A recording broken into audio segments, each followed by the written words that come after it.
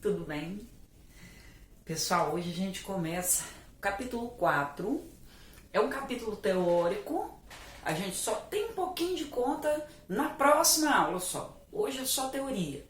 Então, se é só teoria, eu vou pedir encarecidamente que vocês consultem a apostila, leiam. Eu vou orientar tudinho para vocês lerem, fazer anotações para entender. Qualquer dúvida, volta no vídeo, lê, volta no vídeo, lê, volta no vídeo. Exige um pouquinho porque é uma matéria chatinha, mas a teoria você consegue, você vai conseguir, tá bom?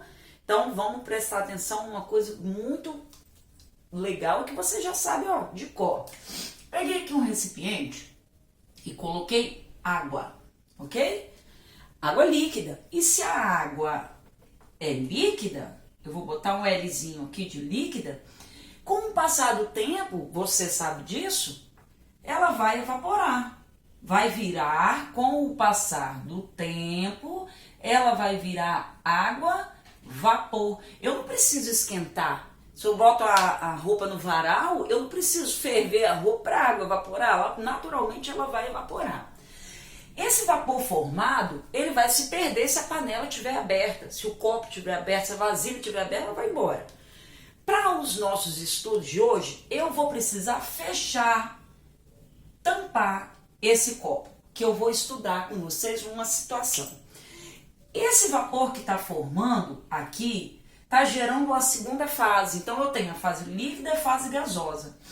E como todo gás, existe uma movimentação de moléculas mais intensa que líquido e sólido que vai gerar uma pressão. Essa pressão que está aqui em cima, ocasionada pelo vapor d'água, chama-se pressão de vapor. Olha o nome. A pressão que o vapor exerce naquele recipiente fechado. Com o passar do tempo, organiza suas ideias. A água vai diminuir. Por que a água vai diminuir? Meu vizinho chegou, vocês escutaram a buzina? Por que a água vai diminuir? Porque a água líquida está virando vapor. Só que se eu deixar isso daqui quietinho, com o passar do tempo, vocês não vão ver umas gotículas pingando aqui. Essas gotículas significam que a água que virou vapor, ela está voltando a ser líquida um pouquinho só. Pouquinho. É um equilíbrio, que existe água indo, água voltando. Mas eu não quero saber da água voltando, eu quero dessa garotinha aqui, ó.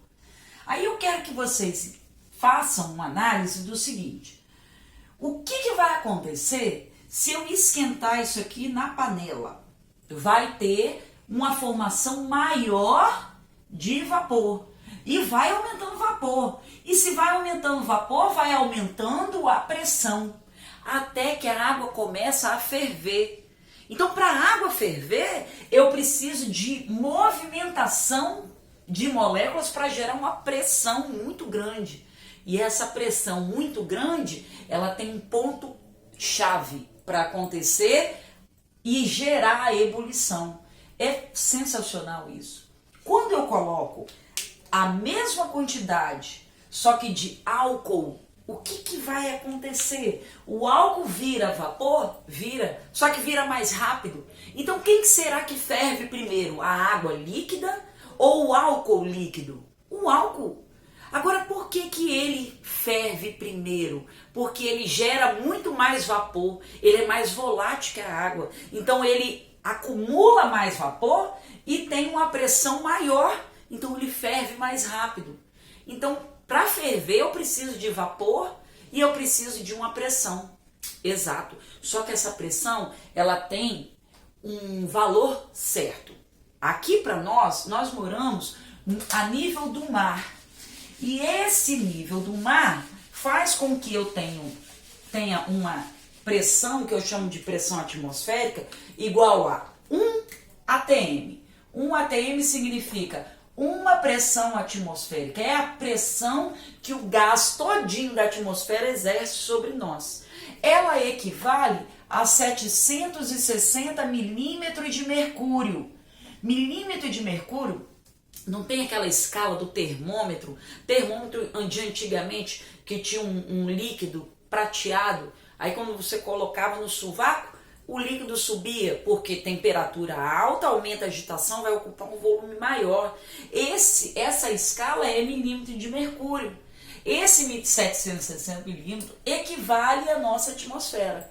Então, toda vez que você vê uma atmosfera, é a nossa pressão aqui a nível do mar. Não é igual ao Chile. Pessoal que acompanha futebol sabe que no Chile a pressão é diferente e a dificuldade de respirar é maior. Por que o cara fica com dificuldade de respirar? Pressão menor, pouco gás, oxigênio disponível, então ele tem que fazer mais força para poder respirar aquele oxigênio. A pressão lá é menor, depois eu vou falar sobre isso. Então, toda vez que vocês virem uma atmosfera, 1 atm, equivale a 760 milímetros de mercúrio, que é a nossa pressão a nível do mar. Não é no Chile e nem em outro lugar mais abaixo. É a nossa pressão. Então, o que acontece? Eu vou ter a minha vasilhinha de água tampada, colocada para ferver. Tá lá. O que acontece se eu deixo a tampa aberta? O vapor vai embora. O que acontece quando eu tampo? O vapor é acumulado. Então, para você fazer o seu arroz, o seu macarrão, o seu café, que precisa da água fervendo, o que você vai fazer para acelerar o processo? Tampar.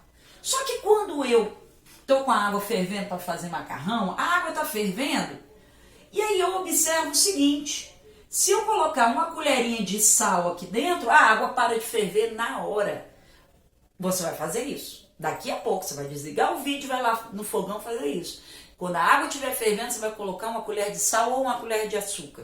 Você vai ver que a água vai parar. Então, olha só, existe uma diferença entre a água pura e existe uma diferença entre a água com sal.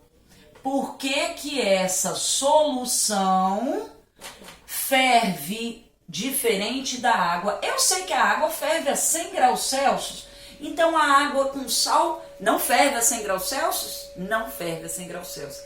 Esta é a nossa matéria do capítulo 4, que chamamos de propriedades coligativas. Elas estão presentes em muitas coisas que vocês fazem no cotidiano. Então, a primeira coisa que a gente vai precisar conceituar chama-se pressão de vapor. A pressão de vapor, o nome já está dizendo. O que é pressão de vapor? A pressão de vapor é a pressão que o vapor do líquido faz ao se acumular nessa fase aqui, que é a fase gasosa. Esta pressão, ela começa baixinha. Então eu vou fazer aqui um gráfico para vocês. Ó, esse gráfico aqui, ele tem a pressão em milímetros de mercúrio pela temperatura em graus Celsius, tá? O que vai acontecer? Eu tenho aqui a água a 20 graus Celsius. Ó, 20 graus. Vou começar, ela a 20 graus, ela está a uma pressão. Essa pressão, ela é baixa ainda, porque a água está fria. Se a água está fria, tem pouco vapor, entendeu? Pouca pressão de vapor. Então, eu vou botar aqui P1, tá? Bem pequenininho. O que vai acontecer quando eu começar a esquentar?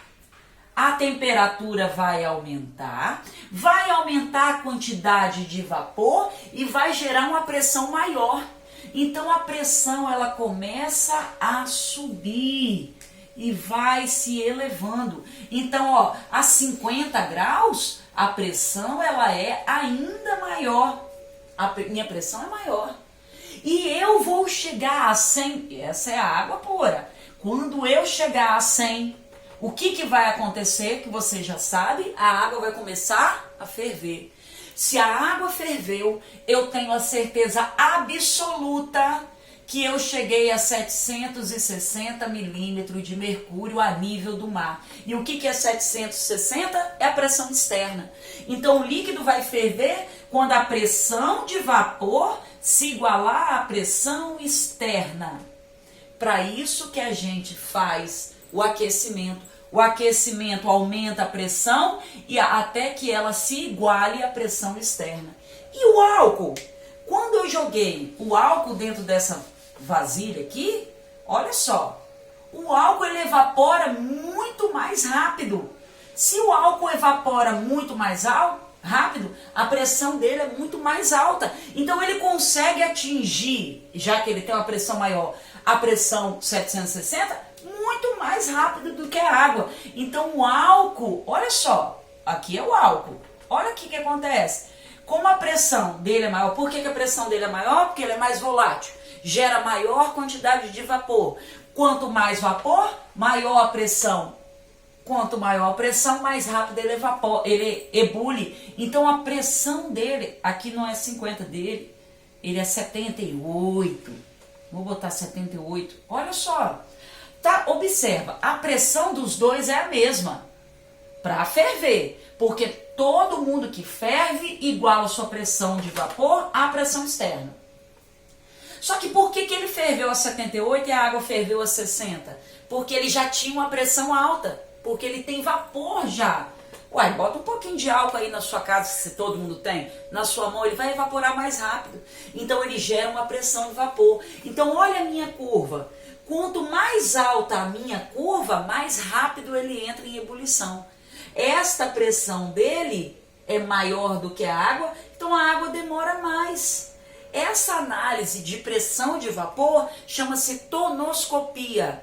Quanto mais alta for a curva, mais rápida ela entra em ebulição. Agora, olha o que vai acontecer na sua panela, que é sensacional, que você vai fazer daqui a pouco. Sua mãe vai achar que você vai fazer um miojo, mas você não vai fazer um miojo. Vamos lá. Tá aqui o gráfico. Pressão, temperatura. E tá aqui a água.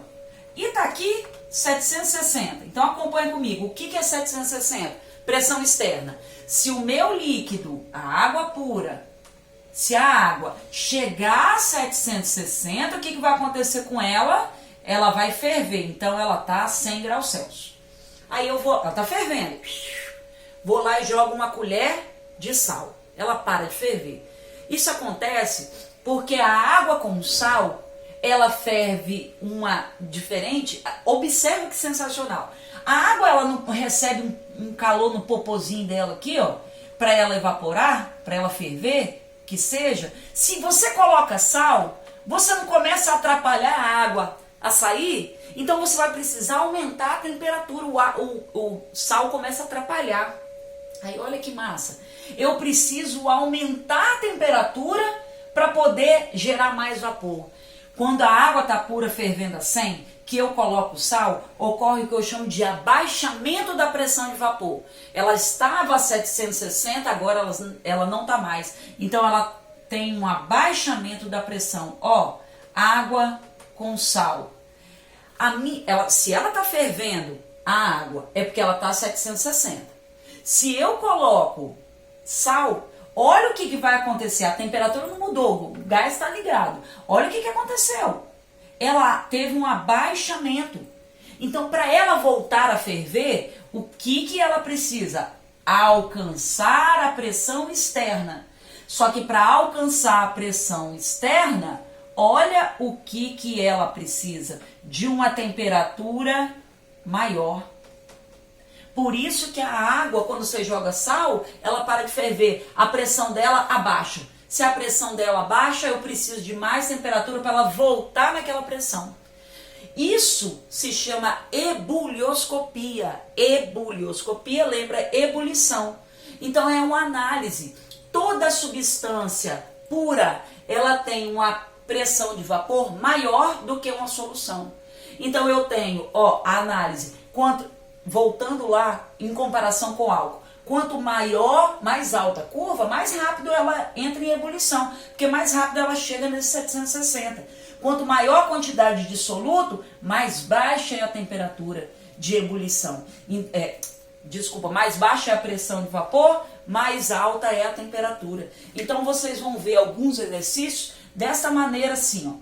Eu tenho aqui, ó, 3 substâncias. Vocês sabem o que é éter? Lembra aquele cheiro de hospital?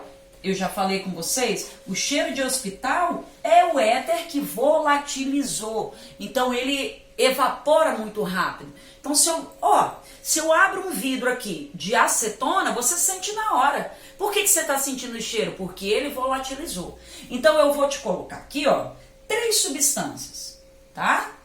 Ó, você vai precisar disso para fazer os exercícios. Eu vou botar a substância A com temperatura de ebulição igual a 70 graus Celsius, a substância B com temperatura de ebulição 120 graus Celsius e a temperatura C com temperatura de 100 graus Celsius. Você já sabe quem é a água, né? Então, fique esperto aí. Olha só, são 3 curvas que eu vou analisar com vocês. Número 1, número 2 e número 3. 3 curvas, tá? Beleza. Eu quero saber quem é quem dos 3. Você vai fazer assim, ó. Para ele ferver, ou seja, ebulição, eu preciso chegar nos 760. Quem é que chega primeiro? Quem tem a menor temperatura. Então, quem é? A. Quem é que ferve depois? É a segunda menor temperatura. Quem é? C. E quem é que ferve por último? B. Olha, é assim que a gente classifica. E é sensacional a gente entender isso, porque isso aqui está diretamente relacionado ao nosso cotidiano. Então, veja bem, ferver fazer um cozido no Chile é diferente de fazer aqui. Porque o Chile, a pressão deles é menor. Vamos supor que lá no Chile fosse 700. Olha o que acontece. Aqui é água, ó, 100. A água no Chile, olha só, hein, que doideira. Olha aqui. Ela não precisa chegar a 700, ela tem que chegar no 100. Então ela não ferve a 100. Ela ferve a menos que 100, vamos supor 95 graus. Então ela demora mais tempo cozinhando. Então o que eu faço? Coloco uma panela de pressão. A panela de pressão vai acumular o vapor. Se eu acumulo o vapor, eu aumento a pressão. Então ela vai ferver na temperatura maior. Então o alimento cozinha muito mais rápido. Entendeu? Então o que nós vamos fazer hoje? Eu quero a leitura de pressão de vapor, tonoscopia e ebulioscopia, para a gente entender melhor como que é isso aqui. Vou orientar vocês no exercício e na sexta-feira a gente faz uma sequência de exercícios, não é lista ainda. Existem outros 2 pontos, crioscopia e pressão osmótica, é só na semana que vem. Aí você vai falar o seguinte, vai perguntar a quem você conhece que tem carro. Existe alguma substância para colocar dentro da água do radiador para não deixar a água ferver? Se a água estiver pura, ela vai ferver a uma temperatura. Mas se existir uma substância que, por exemplo, é o dietileno glicol, que você coloca, ela diminui a pressão de vapor, então ela precisa de uma temperatura maior, ela demora mais a ferver, o radiador funciona com maior eficiência. Tá bom, queridos? Tonoscopia, ebulioscopia, as duas ligadas à pressão de vapor. Uma leitura, anotação e você tá, chuchu, beleza. Não se esqueça disso. Quanto maior a pressão, mais rápido ela entra em ebulição. Quanto menor, mais dificuldade ela tem para ebulir. Beijo para vocês, semana que vem, tamo aí.